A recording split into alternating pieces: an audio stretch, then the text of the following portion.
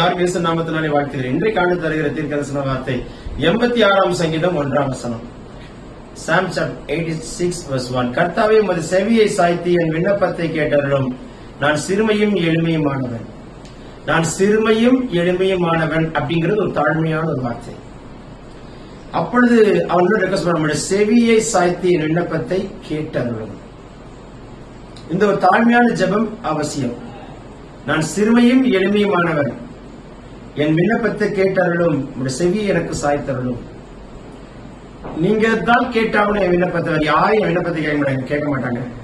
என் கோரிக்கைகளை கேட்கறதற்கு இந்த தமிழக கவர்மெண்டோ இந்தியன் கவர்மெண்டோ எந்த கவர்மெண்ட்டும் கிடையாது. என்னுடைய விண்ணப்பத்தை சொல்றதுக்கோ இல்ல என்னுடைய காரியங்களை தெரிவிக்கிறதுக்கு இந்த உலகத்தில் யாரும் கிடையாது. நீங்க ஒருத்தர் மட்டும் தான் இருக்கீங்க. அண்ணால் ஆலயத்தில் போய் தன் இருதயத்தை ஊற்றினாள். ஏன்னா அவளுக்கு நன்றாக தெரியும், அவரை தவிர யாரும் கிடையாது. ஏன்னா பெண்ணாளர் சக்காலத்தில் கடும் ஏளனம் பண்ணப்பட்டார், அசட்டை பண்ணப்பட்டார், அவள் ரொம்ப அவமானப்படுத்தப்பட்டாள். இதெல்லாம் கொண்டு வந்து ஆலயத்துல வந்து கொட்டி தீர்த்துட்டான். எங்கேயாவது இடத்துல கொட்டணும் கொட்டணும் கொட்டணும் தோணுதில்ல, கர்த்தருடைய சமூகத்துல கொட்டிருங்க.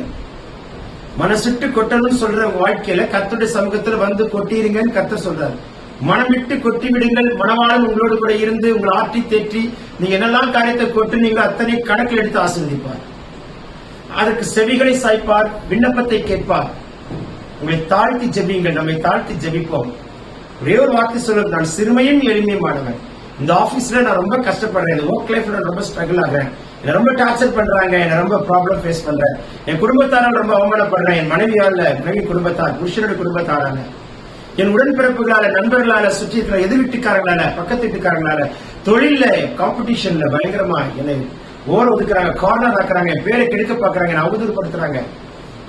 எல்லாத்தையும் ஆண்டவரே நீ பார்த்து கொண்டிருக்கிறேன், நீ உங்க சமூகத்துல கொட்டி விடுகிறேன் என்று சொல்லி ஆண்டு சமூகத்துல கொட்டிருங்க. இந்த நாள் கர்த்தருடைய சமூகத்துல கொட்டுகிற நாள், மனம் திறந்து கர்த்தரிடத்துல ஒப்புவித்துகிற நாள். அழுது கத்தி கர்த்தருடைய சமூகத்துல சொல்லிடுங்க. உள்ளே அடைச்சு வச்சுட்டு உட்கார்ந்து இருக்கிற அக்கா தங்கச்சி உங்கள்கிட்ட தான் பேசிட்டு இருக்கிறார்.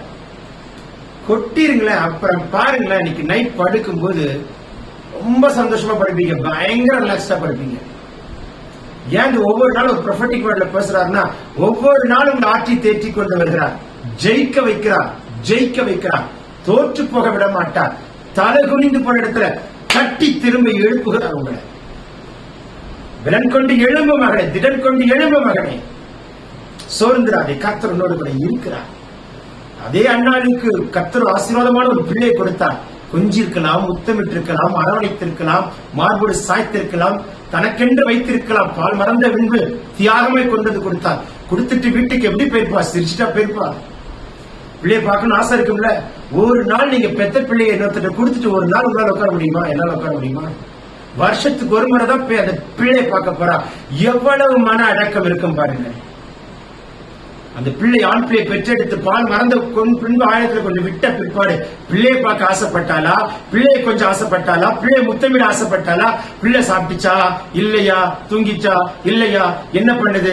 எத்தனை யோசனைகள் வந்திருக்கும். I'm telling you my brother and sister, எல்லாத்தையும் கர்த்தருக்கு ஒப்பு கொடுத்துட்டு போயிட்டாலே. ஆனா அவருக்கு தெரியுமா, இதற்கு பின்னால ஒரு 5 பிள்ளைகளை கர்த்தர் எனக்கு ஆசீர்வாதமாய் பிறக்க பண்ணி என் கையில கொடுப்பார் என்று அவள் நினைத்து பார்த்தாளா? இந்த தியாகம் அந்த அற்புதத்தை செய்கிறது. உங்களுக்கு இன்றைக்கு தேவ சமூகத்தில் உட்கார்ந்து இருக்கிற நீங்க ஒரு அற்புதத்தை வரும் நாட்களில் காண்பீர்கள்.